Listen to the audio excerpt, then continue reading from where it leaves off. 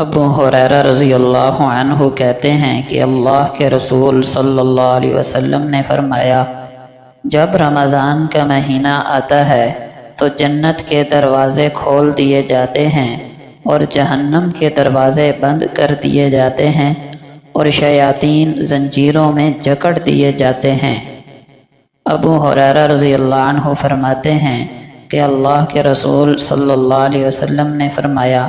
جب رمضان کی پہلی رات آتی ہے تو شیاطین اور سرکش جنوں کو زنجیروں میں جکڑ دیا جاتا ہے اور دوزخ کے دروازے بند کر دیے جاتے ہیں اور پھر اس کا کوئی دروازہ نہیں کھولا جاتا، اور جنت کے دروازے کھول دیے جاتے ہیں اور اس کا کوئی دروازہ بند نہیں کیا جاتا، اور ایک پکارنے والا پکارتا ہے، اے بھلائی کے طلبگار آگے بڑھو،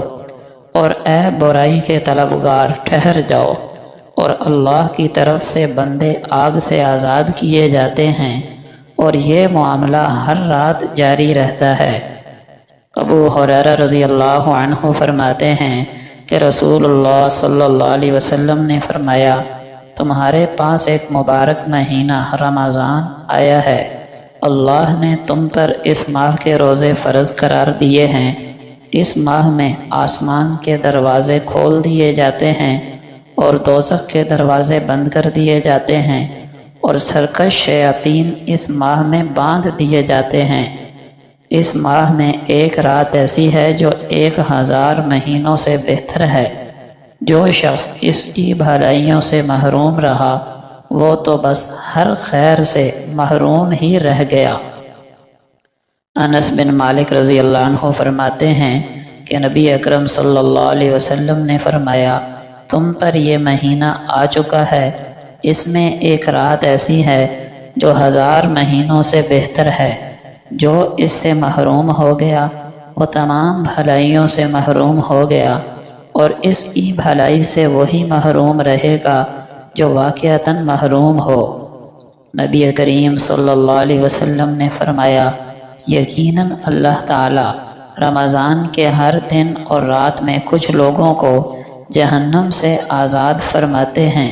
اور ہر مسلمان کے لیے ایک دعا قبول کی جانے والی بھی رکھی گئی ہے۔ ابو ہریرہ رضی اللہ عنہ بیان کرتے ہیں کہ اللہ کے رسول صلی اللہ علیہ وسلم ممبر پر چڑھے تو آمین آمین آمین کہا، تو آپ سے کہا گیا، اے اللہ کے رسول آپ ایسا تو نہیں کرتے تھے؟ تو آپ نے فرمایا، جبرائیل نے مجھے کہا اس بندے کی ناک خاک آلود ہو جس پر رمضان کا مہینہ آئے اور اس کی مغفرت نہ کی جائے، تو میں نے کہا آمین۔ پھر جبرائیل نے کہا اس بندے کی ناک خاک آلود ہو جس کے پاس آپ صلی اللہ علیہ وسلم کا تذکرہ کیا جائے اور وہ آپ پر درود نہ بھیجے، تو میں نے کہا آمین۔ پھر جبرائیل نے کہا اس بندے کی ناک خاک آلود ہو جو اپنے والدین یا ان میں سے کسی ایک کو پائے اور جنت میں داخل نہ ہو سکے، تو میں نے کہا آمین۔ ناک خاک آلود ہونے کا مطلب اللہ کی رحمت سے محرومی اور دوری ہے۔ یقیناً وہ بندہ انتہائی محروم ہے جو رمضان کا مبارک مہینہ پائے اور اس کی برکتوں سے فائدہ نہ اٹھائے اور اپنی مغفرت کا سامان نہ کر سکے۔ ایسا شخص اللہ کی رحمت اور نظر عنایت سے دور ہے۔ اسی طرح جو بندہ اپنے والدین یا ان میں سے کسی ایک کو زندہ پائے